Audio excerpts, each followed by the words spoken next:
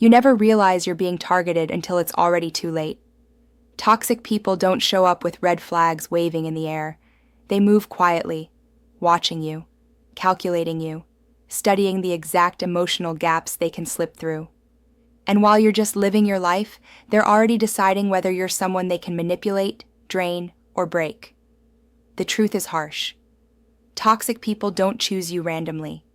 They pick you because of something valuable inside you, something they don't have, something they want to control, or something they fear.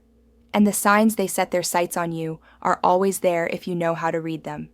The first sign is their unusual level of attention. Not admiration, not respect, attention. Toxic people observe you the way hunters observe movement in the forest. They watch how you speak to others, how you handle pressure, how you react when someone disrespects you. Your emotions are data to them. If they notice you're slow to anger, they label you manageable. If you're overly patient, they consider you easy to stretch. If you're empathetic, you immediately become a high-value target. They're not impressed by your kindness. They're calculating how to weaponize it. This kind of attention feels strange because it's not flattering. It's invasive. Their eyes don't admire you. They dissect you. The second sign appears when they begin testing your boundaries. Toxic people never respect your lines. They push them intentionally to measure your tolerance. They interrupt you more than others. They make small jokes at your expense, disguised as concern. They want to know the emotional doors you leave unlocked.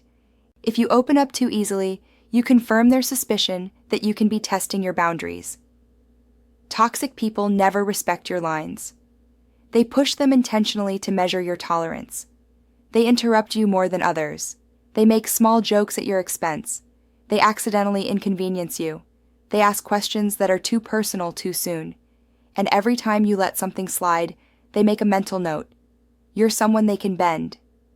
Boundary testing is not random. It's a psychological pressure test. If you don't push back, they will escalate. And if you do push back, they'll simply change methods. But the testing never stops. It only becomes more precise. The third sign is how quickly they try to insert themselves into your emotional space. Toxic people don't build relationships. They infiltrate them. They ask about your stress, your frustrations, your insecurities, all disguised as concern. They want to know micro-reaction is gold to them. If you flinch, hesitate, or doubt yourself, they register you as controllable. If you stay calm and neutral, they read you as a challenge. But either way, they study your emotional rhythm like a game. They intend to win. Another sign shows up in how they manipulate the group dynamic around you. Toxic individuals never target someone in isolation. They check the social environment first. They observe who listens to you, who respects you, who envies you, and who ignores you. Then they slowly shape conversations around you to influence how others perceive you. They spread subtle doubt. They create small misunderstandings. They highlight your mistakes in front of others, not because they hate you, but because isolating you makes you easier to control. And if they succeed in weakening your social support, you become a much easier target than someone who is protected by respect and loyalty. But one of the most unsettling signs is how they begin mirroring you. Toxic. People use mimicry as camouflage. They pretend to like what you like. They copy your tone. They reflect your values, not because they relate to you, but because they want you to trust them faster. Mirroring lowers your defenses. It makes you think, wow, this person really understands me. But in reality, they're only aligning themselves with your identity so they can later infiltrate your emotional structure. When their mirroring feels too fast or too perfect, that's not compatibility, that's strategy. And the sign that seals it all is the speed at which their curiosity turns into fixation. They start remembering small details about your life. They monitor your mood daily. They react strangely when someone else gets your attention. They try to be present in more of your conversations, more of your moments, more of your emotional bandwidth. This is not affection. It's possession disguised as interest. Toxic people don't admire you. They consume you. And when they decide you are their target, they don't let go easily. They tighten their grip quietly. Their goal is not to destroy you immediately, is to shape you gradually. Toxic people operate like slow poison, subtle enough that you don't notice the effects at first, but powerful enough that eventually your thinking, your reactions, even your self-worth start bending around their influence. And once they confirm you're emotionally responsive to them, they escalate their tactics with precision. One of the clearest signs you've officially become their target is how they begin controlling the emotional tempo of your interactions. They trigger reactions on purpose. Small irritations, subtle guilt trips, slight dismissals, just to see how much power they have over your mood. If your emotional state changes because of something they said or did, they become energized. Control, not connection, is what feeds them. They want to know they can shift your day with a single comment. They want to see if you overthink their silence, their tone, their distance. The moment you react, even slightly, they feel victorious. To them, emotional influence is the highest currency. Then comes the phase where they subtly challenge your confidence. Not with outright insults. They'll be too obvious. Instead, they do it through small fractures. They question your decisions under the guise of concern. They laugh at your opinions lightly, just enough to make you second-guess yourself. They compare you to others in a way that makes you feel a little inferior. These micro-attacks are designed to weaken the foundation of your self-belief, because once your confidence drops, your resistance drops with it, and they know it. But nothing exposes their targeting more clearly than how they react when you try to pull away.